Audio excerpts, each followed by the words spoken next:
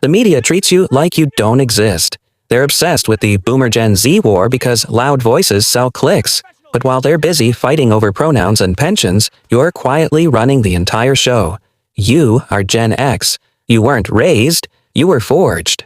Between 1965 and 1980, we were the kids the world forgot to watch, and that neglect became our greatest weapon. Most people think your silence is a sign of being outdated. They're wrong. It's a sign of lethal competence. You have a specific set of hidden strengths that the modern world is literally starving for right now. And the third one?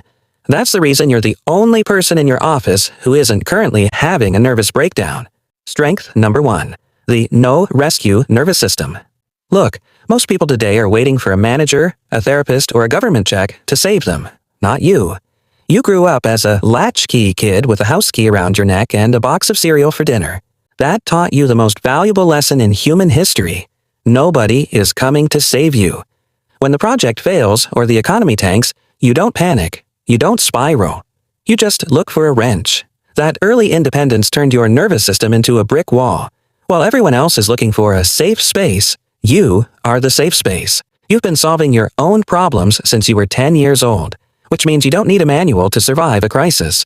You are the default adult because you stopped expecting rescue decades ago. Strength number 2. The analog bullshit detector. You were the last generation to see the world before the internet turned everything into a lie. You remember what real looks like? Because your identity was built on the playground and in the streets, not on a feed, you have a built-in bullshit radar that's impossible to hack. You can smell a fake influencer or a corporate scam from a mile away. You don't care about personal branding or how many followers someone has. You care about results. In a world that's getting faker by the second, your skepticism isn't a bad attitude. It's a survival mechanism. You value competence over performance, and that makes you the only person in the room who isn't distracted by the noise. Strength number 3. The analog kill switch. But here's the part that keeps you ahead of the curve. You're the bridge.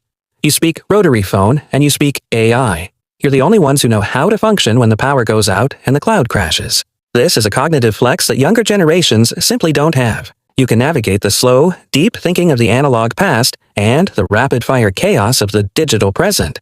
But stay with me because being the bridge comes with a cost. You've become a professional stoic. You absorb the hits, you fix the mess, and you never complain. You're holding the world together, but that fixer mentality is secretly building a pressure cooker inside your chest. Strength number 4. Emotional privacy and radical grit. You don't need a validation loop to feel successful. You don't need to post a selfie of your workout or a thread about your trauma to feel like you matter. You have emotional privacy. You process your own stuff. That makes you dangerous because you can't be manipulated by likes or clout. You have grit.